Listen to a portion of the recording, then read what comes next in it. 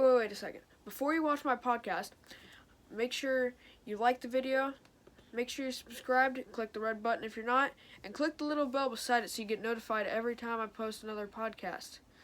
And with that, let's get right into it. The media states that the United States has failed at fighting coronavirus. Meanwhile, the media continues to ignore the coronavirus cover-up in China. I'm Landon Mohn, and this is the Landon Mohn Show.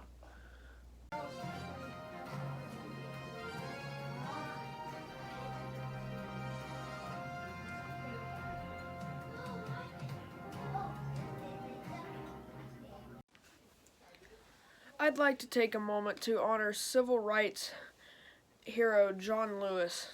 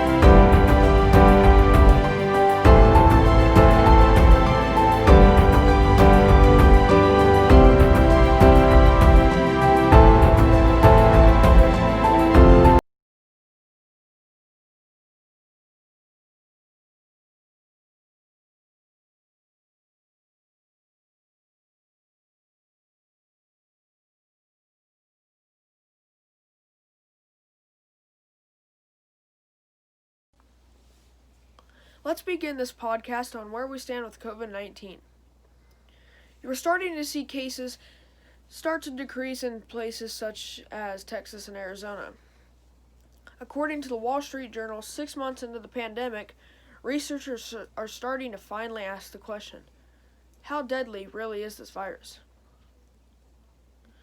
Researchers have now conducted multiple studies that calculate the test positive and fatality rate of COVID-19. That research shows that COVID-19 kills 0.3% to 1.5% infected. It's important to look at the date estimates on these things. For example, Ebola has a disease fatality rate of up to 70%. That basically means if you get it, you're going to die. That is nowhere the same thing as what we're in right now. These numbers are important to know because we need to take this into consideration when we debate about whether or not opening schools back up. Because if you are a kid, you're most likely not going to die from this thing if you are under the age of 5. It seems like everyone wants to panic at this point. But the only thing is, they're using some data. I'd like to introduce our sponsor, Johnny's Buckeye Barbecue. The media has always given false narratives. They do this on a fairly regular basis. It is so rare to find a fact so blatantly hitting you in the face, and the media is still telling you everything you're doing is wrong. Let's face it, conservatives are not capable of stopping the chaos which is going on in America. These are liberal cities ran by Democrats, and until Democrats decide they are done with this, it is not going to end. They can let the leftists to eat their city alive. There's not much the right can do about this. Sure, Trump can send some federal forces in to defend federal property, but the federal government wasn't given the job of reestablishing generalized law and order in America's major cities. The tenor of American federalism states that local states are responsible for ensuring that people abide by the laws in localities and states. It's not the job of the federal government to make sure that basic criminal law is followed. That is the job of the states. If states and localities refuse to do it, the result will just flat out be people with money are going to leave. What? That living in those cities are going to stay and fix the problems of inequality? No, they're just going to leave. And then they're going to be blamed by the New York Times for not sticking around. According to the New York Times, from Los Angeles to New York, protesters marched to show solidarity with demonstrations in Portland. In Seattle, they smashed windows and set fires. A shooting in Austin, Texas, left one man dead. What this means is that you're saying these peaceful protests are going good, right? No. So I'm asking you a question. What do all of these places, all these cities have in common? Think about it for a second. What do all of these cities have in common? The left runs these cities. That's what they all have in common. The red areas aren't seeing this because the left knows that the people they can capture are all ran by mainstream liberals. According to the New York Times, weeks of clashes between federal agents and protesters in Portland, Oregon, thousands of people to march through the streets of cities on Saturday, injecting new life into protests that have largely gained in recent weeks. One of the most intense protests was in Seattle, where demonstrations focused on police violence. This left a trail of broken windows and people flushing pepper spray from their eyes. 45 protesters had been arrested before the early evening. Both protesters and police officers had suffered injuries. The difference is that the protesters are generally rioting and looting, and the police officers are generally trying to enforce the law. Don't you love to see that moral equivalence between the quote-unquote protesters? Do you notice how the media is deliberately being anti-specific here? They don't state what the quote-unquote protesters were doing. Generally, the protesters are not being arrested for protesting. It's not a crime to protest in the United States. They're being arrested for violating the law, not protesting. Carrying signs such as "Feds go home" and "No justice, no peace." Some among the crowd of 5,000 protesters stopped at a youth detention center and lit several construction trailers there on fire in Seattle. Some smashed windows and nearby businesses, ignited a fire in a coffee shop, and blew an 8-inch hole in the side of a wall in a Seattle police department. The police responded by releasing pepper spray on the protesters and throwing flash grenades. Abruptly rushing through the crowd, knocking people to the ground after a flash grenade left a woman with bloody injuries. Police officers shoved people who had stopped to help her. The reason being is because they were presumably going to arrest her. Also, the people that stopped to help her weren't really helping her. In Austin, Texas, the police said one man was shot and killed just before 10 p.m. during protests in the city's downtown. In a live video from the scene, protesters are seen marching through the intersection when a car blares its horn. Several seconds later, 5 shots ring out, followed shortly with several loud bangs. The man who was killed may have approached a vehicle with a rifle before being shot and killed, Officer Katrina Ratcliffe said. Miss Officer Radcliffe said that the person who shot and killed the man had shot from inside the vehicle. That person is detained and is cooperating with officers, and that no one else was injured. Mayor Steve Adler of Austin said, "All I know is someone dying protesting is horrible." When you approach someone's car on a public intersection with a rifle and you point it in the car, that's not protesting. What the suspect did was a synonym for self-defense. Viewer discretion advised for the video I'm about to show.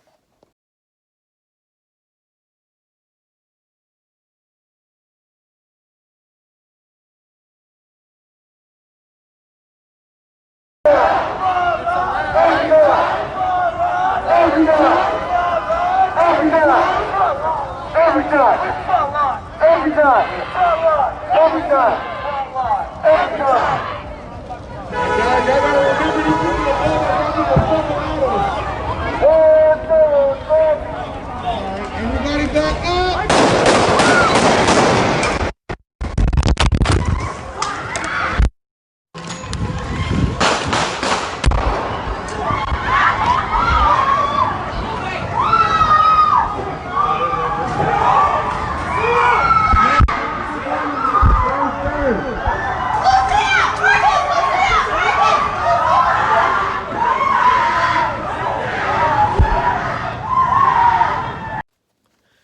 For people who are trying to compare that video to the couple in Missouri who were standing on their own property holding guns to people to defend their property, this is not at all the same thing.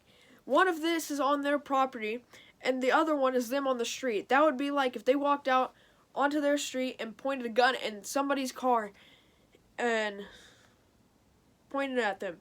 Not the same thing at all. At all.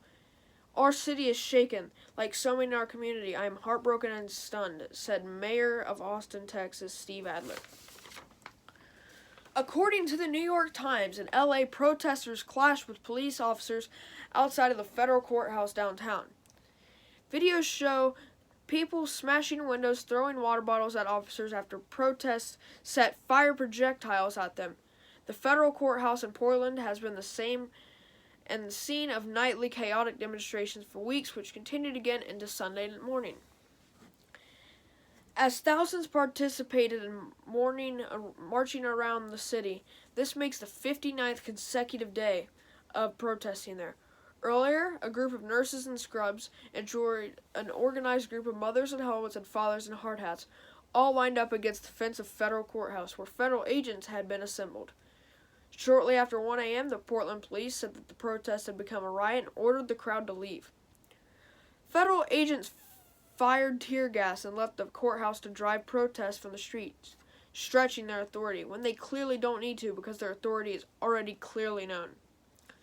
Portland is leading, says Chantal Harshberger, an organizer with Refuse Fascism, because nothing says refusing fascism like storming law enforcement agencies and trying to establish martial law at the center of the major cities.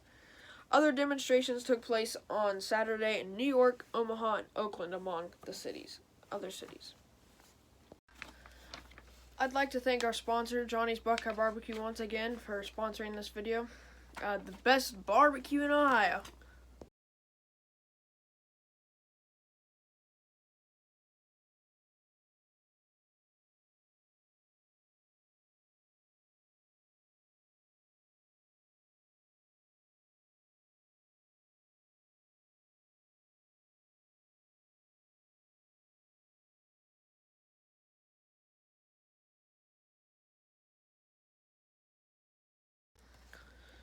The NBA restart launched last night in Orlando with the following games. Utah Jazz versus the New Orleans Pelicans. The Jazz ended up taking the game. The second game of the night was the Los Angeles Lakers versus the Los Angeles Clippers. Very good game, but the Lakers took the dub at the end. Today's games consist of the Memphis Grizzlies versus the Portland Trail Blazers, the Milwaukee Bucks versus the Boston Celtics, and then following that, last but not least, is the Houston Rockets and the Dallas Mavericks. The schedule is going to be a little crazy, but here's how it's all going to play out. July 30th through the August 14th is the seeding games. August 15th through the 16th is play-in tournaments. August 17th, the playoffs begin. August 30th, the family and guests of teams arrive. August 31st through September 13th is the conference semifinals. September 15th through the September 28th is the conference finals. And then finally, September 30th through the 13th of October is the NBA finals. We find out who finally comes out on top this year.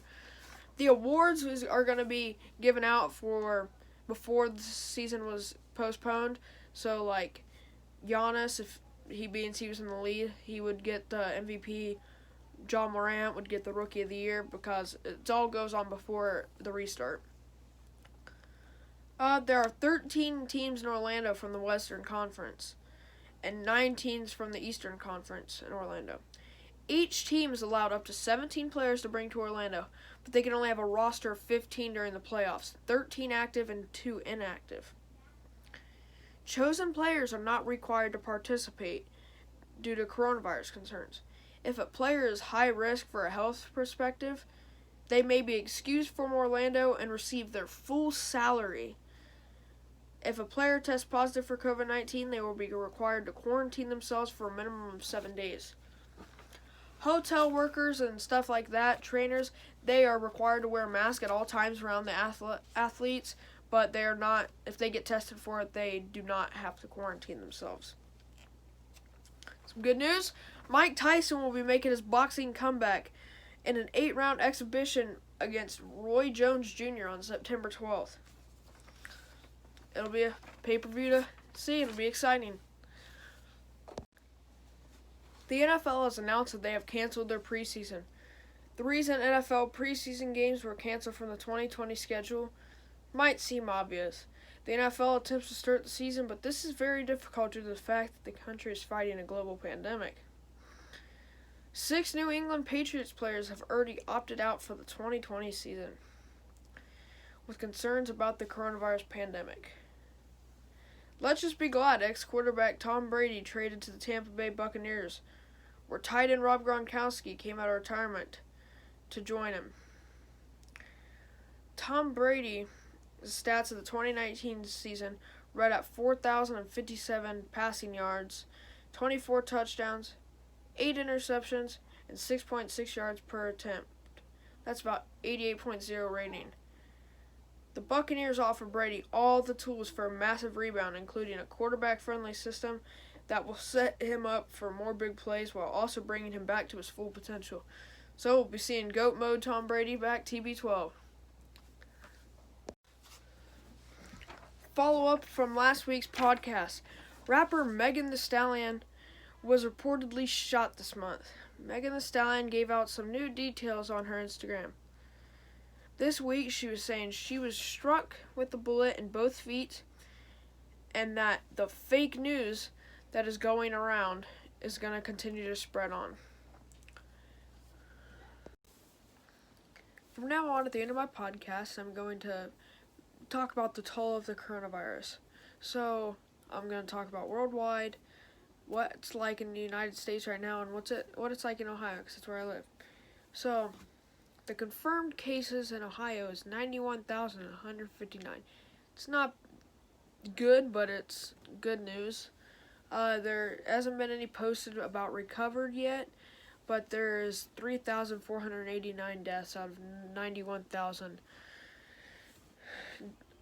confirmed cases. So it's a pretty low rate.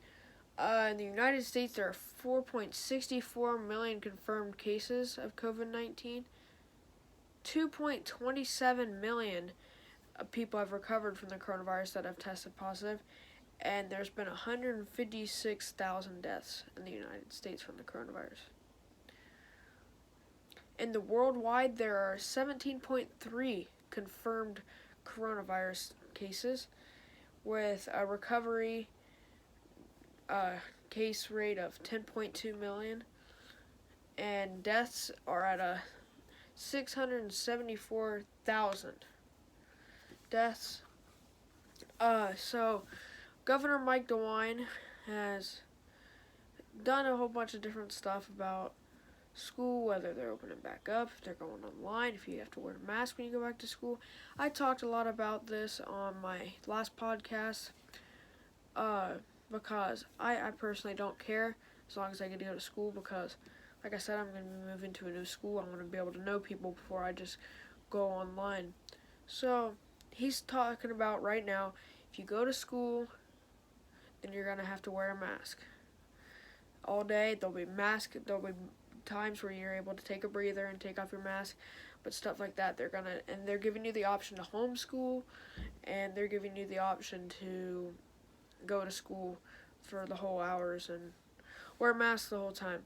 I personally want to do that. My brother does it, but I mean, he's gonna have to suck it up, I guess. But I'd like to know what you guys think about all this, if you guys are still in school, if you're gonna be in school. Heck, if I got some adult viewers watching this, DM me, direct message me on Instagram, on Twitter, tag me in something. If you want me to talk about it on my next podcast, if you just want to tell me how you stand on the whole coronavirus, that works too.